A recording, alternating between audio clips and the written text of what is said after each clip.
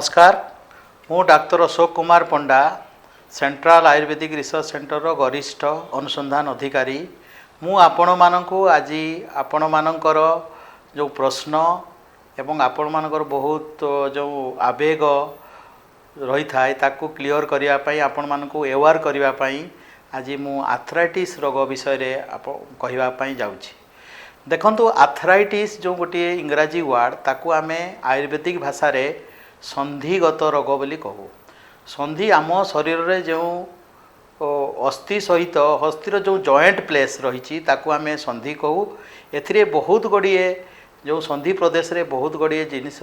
सन्निवेश रही थाए जथा बोन रही थाए, कार्टिलेज रही थाए, लिगामेंट रही थाए, टेंडन रही थाए, मसल फाइबर्स रही थाए। ये सब सन्निवेश रे संधि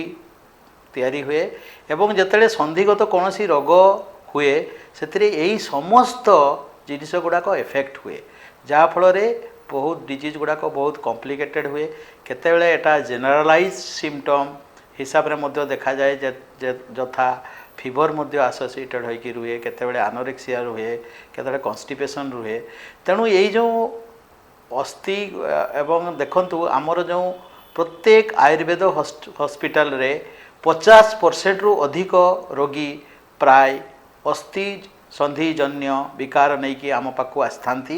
एवं समस्तकर आस्था जे एटा आयुर्वेद पद्धति रे भल हुए एवं जेतकी परित्यक्त पेशेंट जो माने कि एलोपैथिक विज्ञान रे तांको रिफ्यूज करा जाए किंबा ट्रांसप्लांट पाई ताको एडवाइस करा जाए जो मानकर अर्थ कम थाए से भलिया रोगी आम मानक पाखकु किछि उपचार पाई आसंती। तेणु आमे ताको कोन करू एवं ये रोग विषय में मुझे डिटेल कहवाक जाऊँगी। देखो ये जो संधिगत रोग यह मुख्यतः आयुर्वेद हिसाब रे 3 प्रकार। गोटे हूँ आमे जो कहू आमवात जहाँकि रुमाटॉयड डिजीज जोटा कि सेप्टिक आर्थराइटिस मध्य जीव रुमाटॉयड आर्थराइटिस, रुमाटिक आर्थराइटिस ये भलिया रोग किंबा साइनोवाइटिस ये जो डिजीज जी sero positive sero negative arthritis ये सब रोग को आमे आमवात किंबा स्पॉन्डिलाइटिस आमे एनकोलाइजिंग स्पॉन्डिलाइटिस एटा को आमे आमवात मध्य अंतर्निहित करि थाउ। सेकेंड कैटेगरी रो होउची आमर वात रक्त। वात रक्त अर्थात वात एवं रक्त जो रोग रे अधिक होई थाए सेगुडा को आमे वात रक्त हो। एगुडा को साधारणतः आमे यूरिक एसिड बढ़िबा जो गाउट कहूँ गाउटी आर्थराइटिस को नौ एसएलई सिस्टमिक लुपस एरिथ्रोमाटस ताकू मध्य वात रक्त मध्य सन्निवेश करा जाए एवं आउ गोटे डिजीज जो सोरियाटिक आर्थराइटिस जो रुए सोरियाटिक आर्थ्रोपैथी यही सब डिजीज को आमे वात रक्त रोग मध्य सन्निवेश करिथा। आउ गोटे प्रकार डिजीज जोटा कि ओल्ड एज जनित हुए ताकू आमे कहू जे संधिवात बा ऑस्टियोआर्थराइटिस। यही 3 प्रकार डिजीज रो कैटेगरी नहीं आमे माने ट्रीटमेंट डिजाइन करू। तेणु ये जो डिजीज जितेबले हुए कौन सी संधिगत रोग हेले आपण कौन कौन सिम्पटम पाइबे। प्रथम तो संधि शोथ बा इन्फ्लामेशन रहिबो, जॉइंट रो रेडनेस रहिबो, तार टिके टेंडर रहिबो, पेन रहिबो, पेन बहुत इमोबिलिटी रहिबो एवं पेल कले एवं मॉर्निंग सिकनेस मध्य रही थाए। पेशेंट को चल प्रचल करिया पई अनेक कष्ट हुए। तेणु से पेशेंट आसिकी डाक्तर को पाखक आसीथाए। तेणु डाक्तर जिते प्रथम पेशेंट आसती ताकू आमे क्लिनिकाली एग्जामिन करूँ, तार मोबिलिटी देखू, तार इनवॉल्वमेंट ऑफ द मसल, तार मस्कुलर स्ट्रक्चर आट्रोफी अच्छी कि नहीं सब एग्जामिन करूँ, तार कौन जगार केते टेंडन केते इन्फ्लामेशन अच्छी आमे ताकू देखू। देखिला परे आमे ट्रीटमेंट डिजाइन करूँ जे ताकू कौन प्रकार ट्रीटमेंट आमे दबू डिसाइड करूँ एवं ता सहित तार अन्य सब आनुषंगिक जिनिस जमी से डायबिटिक अच्छा कि नहीं, हाइपरटेंसिव अच्छा कि नहीं, कौन औषध सेवन कर तार मध्य तथ्य आमे मेडिकल हिस्ट्री संपूर्ण भाव में रहू एवं से देखू जे एलोपैथिक एवं आयुर्वेदिक ड्रग रो कौन सी इंटरेक्शन हेबो कि नहीं तार मध्य आमे बहुत दृष्टि दऊ। सेकेंड कथा है ये हला परे देखू प्राय आम मान पाखकू पेशेंट माने लास्ट रेसर्ट हिसाब से आसती। तेणु डायग्नोज प्राय ऑलमोस्ट डायग्नोज केस आसती, बहुत कम केस को आमको डायग्नोसिस करने पड़े। तेणु ये डायग्नोसिस करने आमे कंप्लीट ब्लड काउंट तार ईएसआर करूँ, RA factor, CRP ASO titre HLA-B27 ये सब जो मार्कर्स अच्छी इम्यूनोलॉजिकल मार्कर्स ये सब विभिन्न मार्कर्स आम टेस्ट करूँ टेस्ट कलापर आम कनक्लूजन रे पहुँचू दरकार पड़े एक्सरे करूँ एवं सोनोग्राफी MRI करा जाए तो देखिकी आम ताकू आम ओपिनियन नहीं सेकेंड ओपिनियन नहीं ताकू कनक्लूजन रे पहुँचू देखंतु वर्तमान आम आसबू जे आमर आयुर्वेदिक ट्रीटमेंट आम बहुत प्रकार लाभवान हो कहीं लाभवान हो ये मध्य प्रश्न आसे देखिए जे ये जो आर्थराइटिस यदि कालांतर रहिबो कॉम्प्लिकेशन कौन हम जे ये हूँ तार एलाइनमेंट ऑफ द जॉइंट को डिफॉर्म कर दिए जॉइंट डिफॉर्मेशन हो जाए एवं पेशेंट रो जो बोन रो आर्किटेक्चर मध्य टिके बंका हो जाए मसल्स सब टाइट हो जाए रिजिड हो जाए ये सब केस आम प्राय पाऊ आम पाखे लेट स्टेज रे रोगी पहुँचती तेणु तांको परे आमे कौन करूँ दीटा उपाय आम मान पाखे रही गोटे रही आमर एक्सटर्नल ट्रीटमेंट गोटे हूँ पंचकर्म ट्रीटमेंट आ गोटे हूँ मेडिकल ट्रीटमेंट देखो पंचकर्म ट्रीटमेंट जो आम पूर्वकर्म करें प्रथमे पेशेंट को जदि सेक दो सेक माने विभिन्न प्रकार सेक अच्छी जमी गोटे आम बाली सेक दे था आमबात केस्रे बा रोमाटॉइड आर्थराइटिस केस्रे जो साइनोवाइटिस केस्रे ताक शुष्क सेक दे था केमती कौटी पत्र पटली सेक दो विभिन्न पत्र जो बेगुनिया अर्ख करंज आउ धुतरा एभलिया विभिन्न पल्लव पत्र को आम छोट छोट काटी ता सहित जड़ा तेल भाजी ताको पत्र पटली सेक कह जाए से पत्र पटली सेक आम पेशेंट को दे था तापर हूँ विभिन्न तेल माध्यम रे जदि देखागला जे पेशेंट जदि ऑस्टियोआर्थराइटिस अच्छी ताहले आम विभिन्न तेल द्वारा ताको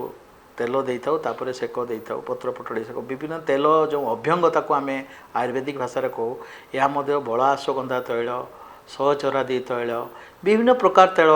धनंतरम तैल विभिन्न प्रकार तैल आम मान पाखे रही प्रकृति एवं पेशेंट रो बड़ा बड़ नहीं कि आम दौ सेकेंड कथा हूँ आउ गोटे आम क्रिया करूँ जे जानू बस्ती से जो जानू बस्ती अर्थात से जो जॉइंट रे आम ताको तेल ताको रखू जॉइंट रे ताको 45 मिनट तेल रखू ताको कहती जानू बस्ती सेटा मध्य गोटे उपादेय चिकित्सा जोटा कि ऑस्टियोआर्थराइटिस रे बहुत फलप्रद होता तापरे आम पेशेंट को अन्य पंचकर्म व्यवस्था जथा आम मात्रा बस्ती हॉस्पिटल सेटअप रे आमर प्राय आम मात्रा बस्ती दे था किसी जदि आमबात केस होता है ताको बैतरण बस्ती दौ बस्ती कर्म विशेषकर आम मैंने प्रयोग करूँ आउ गोटे कथा जोटा कि आम प्राक्टिस रे आणु सेटा हूँ जलौका अवचारण बा लीच थेरापी जॉइंट रे आम ऑस्टियोआर्थराइटिस पेन को कम करने विशेषकर बात रक्त गाउट रे आम गाउटी आर्थराइटिस रे आम लगे था लीच लगे था लीच द्वारा पेन इंस्टांटली कम हो जाए पेन किलर ठारू पेशेंट को रक्षा मिले तेणु लीच थेरापी बहुत गोटे उपादेय चिकित्सा पद्धति जो थे कि मोर स्टडी अच्छी से तो आम लीच थेरापी द्वारा गाउट को ट्रीटमेंट करूँ एवं ऑस्टियोआर्थराइटिस को पेनफुल ऑस्टियोआर्थराइटिस साइनोवाइटिस आम ट्रीटमेंट करूँ जड़ को अपचारण करने द्वारा तापर कथा कहूँ जे मेडिकल ट्रीटमेंट रे आम बहुत प्रकार मेडिसिन व्यवहार करूँ गोटे हूँ देखु बहुत लोक कहती जे आयुर्वेदिक डॉक्टर मैंने स्टीरॉयड दिखती एक्चुअली जो मैंने रजिस्टर्ड डॉक्टर केवे भी एड ऑन स्टीरॉयड से माने सिंथेटिक स्टीरॉयड दिखती ना आमर जो गुगुल रही जी गुगुल प्रोडक्ट जमती आपण बहुत प्रकार गुगुल रही जगराज गुगुल त्रयोदशा गुगुल सिंहनाथ गुगुल एमती बहुत प्रकार गुगुल जो रही से गुगुल स्टेरल ये मध्य स्टीरॉयड लाइक फंक्शन करे एंटी इन्फ्लामेटरी काम अच्छे यार आउ तापरे बसुएलिया सेराटा जो बसुएलिया आम दो बसुएलिक एसिड सेटा मध्य भल एंटी इन्फ्लामेटरी हिसाब रे काम करे तापरे डिजिंग मॉडिफाइंग एजेंट आम दो जहाँकि जे स्वर्ण भस्म रजत भस्म ये जो आकार दो बृहत बात चिंतामणि रस सिद्ध मकर ध्वज यही सबू ड्रग मध्य आम वेरी लो क्वांटिटी रे डिजिंग मॉडिफाइंग एजेंट हिसाब रे आम दो तापरे आम कौन करूँ जे पेशेंट को मोबिलाइजेशन करने विभिन्न प्रकार आसन प्राणायाम ध्यान प्लस आसन विभिन्न आसन प्रयोग आस्ते आस्ते पेशेंट रो बड़ा बल नहीं कि तार अवस्थिति नहीं से जमी कंफर्टेबल रुए से अनुसार आम डाक्तर माने विभिन्न प्रकार आसनर व्यवस्था करती। एटा बहुत इंडिविजुअलाइज्ड तार डिजीज अनुजाई पेसेंट रो अवस्था नहीं कि आमे आसन मध्य प्रयोग करूँ और देखा जाए पेसेंट को जदि आमे रखू बहुत दिन इवन मो पाखे गोटे जुवेलाइन आर्थराइटिस पेसेंट रही तार से सबू मेडिकल कॉलेज फेरस्त हो आसी से तापरे ताको आमे ट्रीटमेंट दौचु एवं now is improving without any माने पेन किलर से बर्तमान स्टेबल अच्छी आमर फर्दर ट्रीटमेंट चली सेमती ऑस्टियोआर्थराइटिस केस रे मध्य आमर अभ्यंग एवं जो लॉन्ग टर्म आमर आयुर्वेदिक जो पंचकर्म ट्रीटमेंट द्वारा आम देखू बहुत माने बोन मध्य स्ट्रेटनिंग हो जाए किसी केस रे तेणु पेसेंट पूरा कंफर्टेबल फील करे। यार कारण कौन जदि आपण माने कहिबे जे मुख्य कारण होउची यार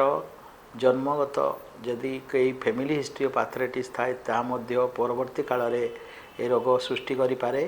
और फीमेल सेक्स अनुसार फीमेल पेसेंट को अधिक आर्थराइटिस थाए। तापर बॉडी वेट जदि ओबेसिटी थाए बॉडी रो ओजन अधिका थाए ताहले आर्थराइटिस हेबार बहुत संभावना रही थाए। तेणु यही जो को ध्यान जदि आपण माने देबे एवं नित्य जे आपण माने जदि स्वस्थ को केमिति आपण आर्थराइटिस न होबा पई तापाई मु कहूची जे आपण सजना शाग जोटा कि रिच इन कैल्शियम ताको आपण व्यवहार करंतु उषुम पानी रो व्यवहार करंतु बेसी एसी ये जो एयर कंडीशन रे आमे देखू बहुत पेशेंट जो माने कि बहुत यंग किंतु से माने रोमाटॉइड आर्थराइटिस रे माने एफेक्टेड कहीं ना से माने एयर कंडीशन पूरा 24 एयर कंडीशन भी क्या सह्य हुए नहीं सेटा परवर्ती काल रे आर्थराइटिस एनकोलाइजिंग स्पॉन्डिलाइटिस भाया रोग हुए। तेणु पोस्चर चेंज करंतु निजे एक्सरसाइज करंतु सकाळू आमर जोग प्राणायाम को जीवनर दैनंदिन व्यवस्था रे आणंतु निजर दिनचर्या मध्य ताको पर्यवेसित करंतु ताहले देखिबे आमे बुढ़ा हेले मध्य आमर 60 वर्ष पर आमे एवं निजर ओजन को संतुलित रखंतु बीएमआई को मेंटेन करंतु एवं ताहले देखिबे आपण राति रे कम खांतु एवं एबे आपण मिलेट को मध्य निजर खाद्य रे आणंतु। मिलेट जो फाइबर डाइट को अधिका पनीपरिबा सबुज पनीपरिबा फाइबर प्लांट फाइबर अधिका मात्रा रे सेवन करंतु। जदि कॉन्स्टिपेशन थाए ताले कॉन्स्टिपेशन निराकरण पई निकटस्थ कौन सी डॉक्टर का परामर्श नहीं आपण औषध सेवन करंतु। आउ देहरे तेल लगांतु तेल लगैवा द्वारा आमर कौन हुए जे आर्थराइटिस कि चर्मर जो रोग गुड़ाक बहु मात्रा रे कम होता है। आस्ते आस्ते आम आधुनिकतार पशवर्ती हो तेल लगैवा जो आमर पूर्व परिचर्या को आम छाड़ी सारूँ। तेणु आपण योगासन करंतु तैल अभ्यंग करंतु एवं सजना शाग जोटा कि केबे ना केबे सप्ताह रे कि मासिक रे थरे खांतु एवं एक्सरसाइज करंतु फिट रहंतु। दर्शक बंधु बिना अपॉइंटमेंट रे सबु रोगर सफल उपचार जानिबा पई हेले एबे ही सब्सक्राइब करंतु हमर YouTube channel precaution for health आ बेल आइकन क्लिक कला फल रे आपण हेल्थ रिलेटेड वीडियो सहित रहिबे अपडेट।